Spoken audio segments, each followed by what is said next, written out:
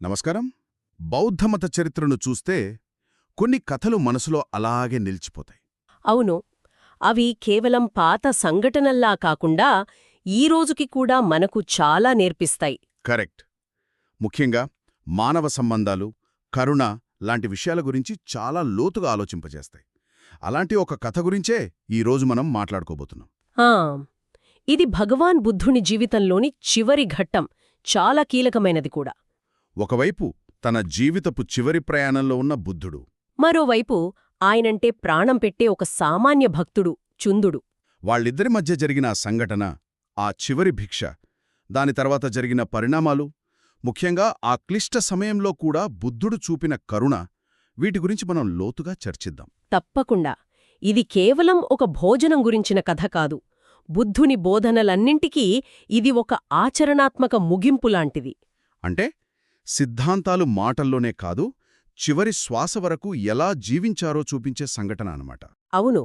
ఇందులో చుందుడి పాత్ర, బుద్ధుని పరినిర్వాణానికి దారితీసిన పరిస్థితులు, అన్నిటికన్నా ముఖ్యంగా చుందుడిని ఆ అపరాధభావన నుండి కాపాడటానికి బుద్ధుడు చేసిన ప్రయత్నం, ఇవన్నీ చాలా ముఖ్యమైనవి.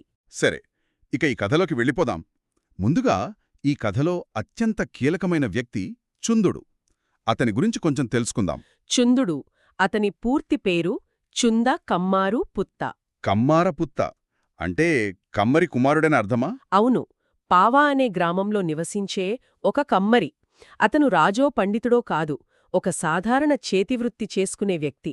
కాని బుద్ధుడి పట్ల అతని భక్తి మాత్రం అసాధారణమైనది. తన మామిడి తోటలోనే బుద్ధుడి కోసం ఒక విహారాన్ని కూడా కట్టించాడు. నిజమే. అంటే అతను కేవలం వినే భక్తుడే కాదు, ధర్మం కోసం తన వంతు సేవ చేసిన వ్యక్తి. అంతకన్నా ముఖ్యమైన విషయం మరొకటుంది. ఏమిటది? బౌద్ధ గ్రంథాల ప్రకారం చుందుడొక శ్రోతాపన్నుడు. ఓ, శ్రోతాపన్నుడు.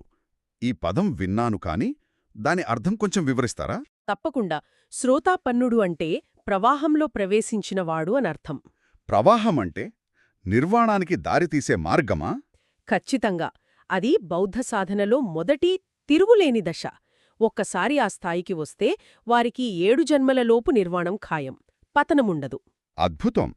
అంటే ఒక సామాన్య కమ్మరి తన పని తాను చేసుకుంటూనే అంత ఉన్నత ఆధ్యాత్మిక స్థాయికి చేరుకున్నాడన్నమాట. అవును. ఇది బుద్ధుని ధర్మం, అందరికీ అందుబాటులో ఉండేదని చెప్పడానికి ఇంతకన్నా గొప్ప ఉదాహరణ ఉండదు. నిజమే. వృత్తి, కులం లాంటివి అడ్డంకి కాదని చుందుడి జీవితం మనకు చూపిస్తుంది. అలాంటి భక్తి, పరిణతి ఉన్న చుందుడి దగ్గరికే బుద్ధుడు తన చివరి రోజుల్లో వెళ్లారు. ఇక్కడ్నుంచే అసలు కథనం మొదలవుతుంది. అవును. బుద్ధుడు పావా గ్రామానికి చేరుకుని చుందుడు కట్టించిన విహారంలో బస చేశారు. అప్పుడు చుందుడుతో ప్రత్యేకంగా మాట్లాడారు కదా? మాట్లాడారు. ఆ సమయంలో పావాలో ఒక రకమైన గందరగోళ పరిస్థితి ఉంది. జైన మత స్థాపకుడైన నిఘంట నాటపుత్రుడు, అంటే మహావీరుడు, అప్పుడే మరణించారు. ఓహ్, అలాగా? దాంతో ఆయన అనుచరుల్లో తీవ్రమైన వాదోపవాదాలు, విభేదాలు మొదలయ్యాయి. సంఘం చీలిపోయేలా ఉంది. అంటే ఒక నాయకుడు లేనప్పుడు అనుచరులు ఎలా దారి తప్పుతారో చెప్పే పరిస్థితి. అవును. ఆ పరిస్థితిని చూసి తన సంఘంలోని భిక్షువులు అలా కాకూడదని బుద్ధుడు భావించారు. అందుకే చుందుడితో పాటు అక్కడున్నవారికి ఒక స్పష్టమైన మార్గనిర్దేశం చేశారు. అదే సంపాసాధనీయ సుత్తం అనా? అవునవును. అందులో ఒక ఆర్య భిక్షువు యొక్క పవిత్రత 3 రకాలుగా ఉండాలని చెప్పారు. మొదటది కాయక పరిశుద్ధి, అంటే శరీరం ద్వారా చేసే పనుల్లో స్వచ్ఛత. హింస, దొంగతనం లాంటి వాటికి దూరంగా ఉండటం. కరెక్ట్. రెండవది వాచక పరిశుద్ధి, అంటే మాటల్లో ఉండే పవిత్రత. అబద్ధాలు, చాడీలు, కఠినమైన మాటలు మాట్లాడకపోవడం. ఇక మూడవది మనసుకు సంబంధించింది. అదే అన్నిటికన్నా ముఖ్యం గదా? నిజమే.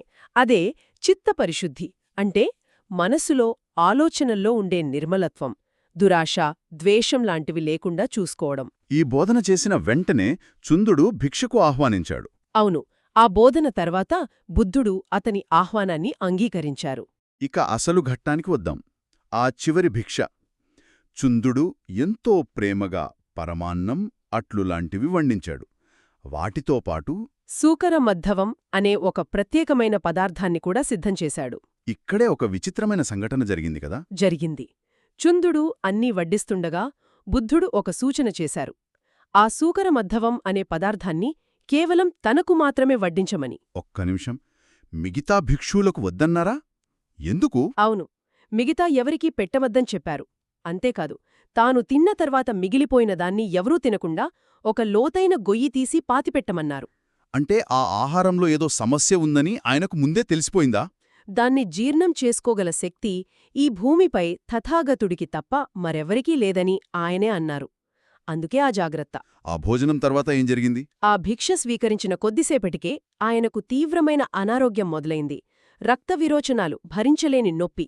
అప్పుడే ఆయనకు తన పరినిర్వాణ సమయం దగ్గర పడిందని అర్థమైంది. అవును, ఆ ఆహారమే దానికి తక్షణ కారణమైంది. ఇక్కడే నాకో పెద్ద సందేహం. ఆ పదార్థం అంతా ప్రమాదకరమని తెలిసినప్పుడు బుద్ధుడు దాన్నెందుకు స్వీకరించారు? వద్దని చెప్పొచ్చు కదా. ఇది చాలా కీలకమైన ప్రశ్న. ఒకటి, భిక్షలో పెట్టింది కాదనకూడదనే నియమం. రెండవది, బహుశా చుందుడి భక్తిని, అతని చిత్తశుద్ధిని ఆయన చూశారు. ఆహా, అంటే భౌతిక పరిణామం ఎలా ఉన్నా దాని వెనక ఉన్న ఉద్దేశ్యం పవిత్రమైనది కాబట్టి గౌరవించారా? ఒక రకంగా చెప్పాలంటే అంతే. తన జీవితపు చివరి చర్య కూడా ధర్మానికి అనుగుణంగానే ఉండాలని ఆయన నిర్ణయించుకున్నారు. ఒక్కసారి చుందుడి స్థానంలో ఉండి ఆలోచిస్తే, తాను పెట్టిన భోజనమే గురువు మరణానికి కారణమవుతోందని తెలిస్తే? ఆ అపరాధ భావన, ఆ వేదన ఊహించుకోలేం. జీవితాంతం ఆ బాధ అతన్ని వెంటాడుతుంది. ప్రజలు కూడా అతడిని నిందిస్తారు. ఖచ్చితంగా చుందుడి వల్లే ఇదంత జరిగింది అని వేలెత్తి చూపిస్తారు.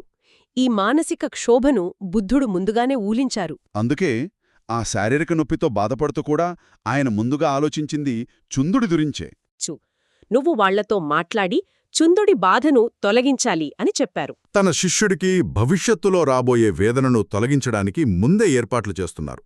అసలు ఏం చెప్పమని ఆనందుడికి సూచించారు? ఇక్కడే బుద్ధుడి ప్రజ్ఞ, కరుణ మనకు స్పష్టంగా కనిపిస్తాయి.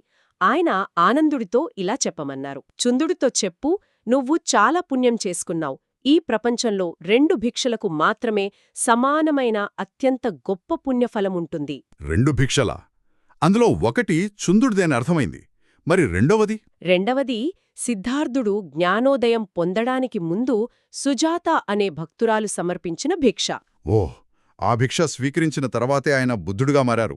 అవును, ఇప్పుడు బుద్ధుడు సుజాత భిక్షకు ఎంత గొప్ప ఫలముందో చుందుడి భిక్షకు కూడా అంతే సమానమైన ఫలముందని ప్రకటించారు. ఇది నమ్మశక్యంగా లేదు. ఒకటి జ్ఞానోదయానికి దారితీస్తే మరొకటి మరణానికి. రెండింటి ఫలం సమానమనడం దీని వెనుకున్న తత్వమేమిటి? అద్భుతమైన పాయింట్. ఇది కర్మసిద్ధాంతంలోని అత్యంత సూక్ష్మమైన అంశాన్ని వివరిస్తుంది. చర్య యొక్క ఫలం దాని భౌతిక ఫలితంపై కాదు, దాని వెనుకున్న ఉద్దేశ్యం అంటే చేతనపై ఆధారపడి ఉంటుందని ఆయన చూపిస్తున్నారు.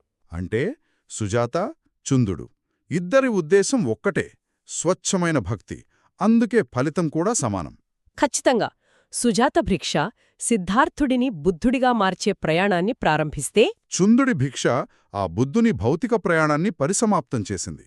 ఒకటి ఆరంభం, మరొకటి ముగింపు. అవును, ఈ మాటలతో బుద్ధుడు చుందుడిని అపరాధ భావన నుండి శాశ్వతంగా విముక్తుడిని చేశారు. అతని చర్యను చరిత్రలో ఒక అత్యున్నతమైన దానంగా నిలబెట్టారు. కాబట్టి ఇది కేవలం ఒక విషాదగాథ కాదు, ఒక సామాన్య భక్తుని విశ్వాసాన్ని ఒక గురువు ఎంతగా గౌరవించాడో చెప్పే కథ. నిజమే, బుద్ధుడి చివరి చర్య కూడా ఒక బోధనే. ఇతరుల మానసిక క్షోభను తొలగించడం ఎంత ముఖ్యమో చెప్పారు.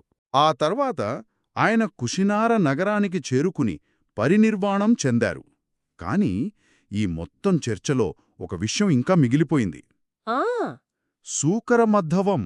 అవును, ఇంతకీ ఏమిటది? దాని గురించే కదే కథంతా తిరిగింది. అదే ఈ కథలో ఉన్న అతి పెద్ద మిస్టరీ.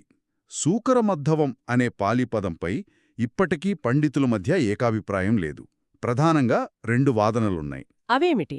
సూకర అంటే పంది, మద్దవ అంటే మెత్తనిది అని ఒక అర్థం. దీన్ని బట్టి కొందరు అది ఒక రకమైన పంది మాంసంతో చేసిన వంటకం అంటారు. ఓ, మరి రెండో వాదన? రెండో వాదన ప్రకారం అది మాంసం కాదు, పందులు ఇష్టంగా తవ్వి తినే ఒక పదార్థం. పందులు తవ్వి తినేదా? అంటే పుట్టగొడుగులాంటిదా? అవును, భూమిలో పెరిగే ఒక రకమైన అరుదైన పుట్టగొడుగు. అంటే ట్రఫుల్ లాంటిది, లేదా ఒక ప్రత్యేకమైన దుంపజాతికి చెందినది కావచ్చు అని మరికొందరి అభిప్రాయం. కొన్నిసార్లు అలాంటివి విషపూరితంగా మారే అవకాశం కూడా ఉంది. అంటే 2500 సంవత్సరాల తర్వాత కూడా ఆ పదార్థం ఏమిటనే దానిపై మనకు స్పష్టత లేదన్నమాట. అదొక రహస్యంగానే మిగిలిపోయింది. అవును, బహుశా ఆ రహస్యం ఎప్పటికీ వీడకపోవచ్చు. కాని ఆ అనిశ్చితి మనకొక ముఖ్యమైన విషయాన్ని గుర్తుచేస్తోంది. ఈ చర్చ ముగింపుగా వినేవారికొక ఆలోచనను మిగిల్చి వెళ్లే ప్రశ్న ఇదేనేమో, అసలు సూకరవద్ధవం అంటే ఏమిటి అనేది అంత ముఖ్యమా? మంచి ప్రశ్న. అది పంది మాంసమా లేక పుట్టగొడుగా అనేది పక్కన పెడితే, ఆ సంఘటన ద్వారా బుద్ధుడు మనకందించిన సందేశం, కరుణ, ఉద్దేశ్యశుద్ధి యొక్క ప్రాముఖ్యత అది మారదు గదా? నిజమే. భౌతిక వివరాల కన్నా దాని నుండి మనం నేర్చుకోవాల్సిన నైతిక పాఠమే ముఖ్యం. ఆ వివరాలు కాలక్రమేణా అస్పష్టంగా మారినా ఆ సందేశం మాత్రం శాశ్వతంగా నిలిచి ఉంటుంది.